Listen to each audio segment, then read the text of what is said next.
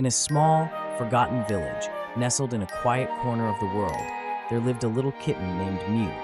Her meek frame and soft, downy fur bore the signs of a life hard-lived, and her wide, curious eyes carried a quiet yearning for something beyond the weathered walls of her simple home. Her dwelling, a rickety old shed held together by stubborn nails and hope, was barely a shelter, but it was Mew's whole world. The soft straw bed she'd made for herself was hardly luxurious, but she called it Paille, endowing it with a tender, almost magical significance. Yet despite the constraints of her modest life, Mew possessed something that no hardship could diminish: dreams. Each night, as pale moonlight spilled through cracks in the decrepit roof, she would curl up on her beloved Paille and drift into slumber, where her imagination whisked her away. In her dreams, she was no longer just a village kitten. She was an adventurer, a spirited explorer with the courage to traverse unknown lands. When morning arrived, the dreams faded into the cold light of reality. Harsh sunlight crept through broken walls, revealing the threads of her patched burlap blanket and the meager remnants of yesterday's meal.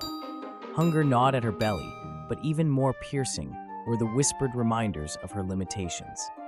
"Kittens like you," a voice of doubt murmured, "are meant to remain in the comfort of your little Paille, never venturing beyond these humble walls." Mew refused to believe it. Determined to claw her way out of the fate prescribed to her, she began taking small, deliberate steps toward change. A rusted sign near the edge of the village pointed her toward a modest building with cracked windows and peeling paint, the Culinary School of Smidgen Town. Though far from grand, to Mew it resembled the gates of opportunity.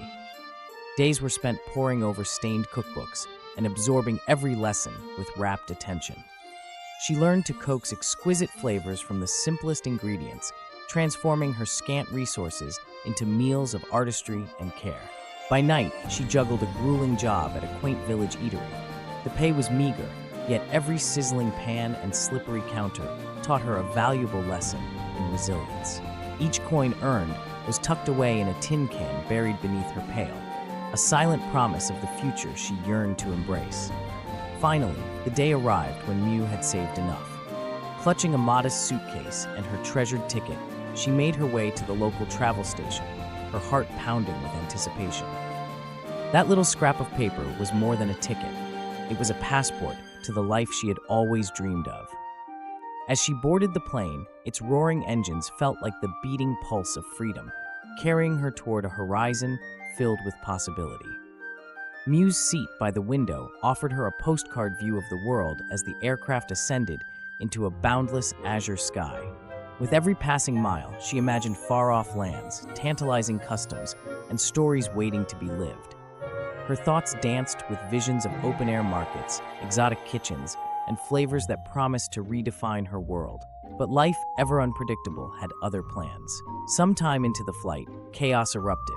A crackling sound pierced the hum of the engines before a sudden jolt rocked the plane, gravity pressing hard against her small form.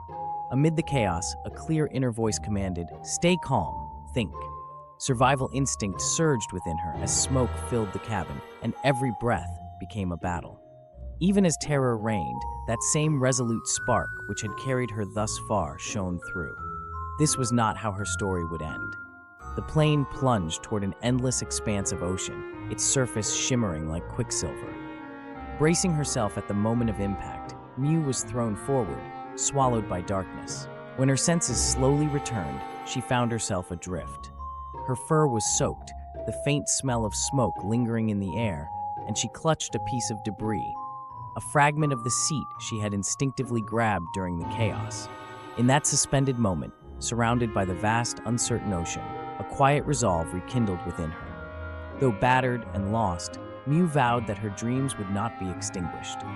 No matter how many obstacles arose, she would rise again, for her spirit was as enduring as the dreams that had carried her from the humble Paille to the boundless skies.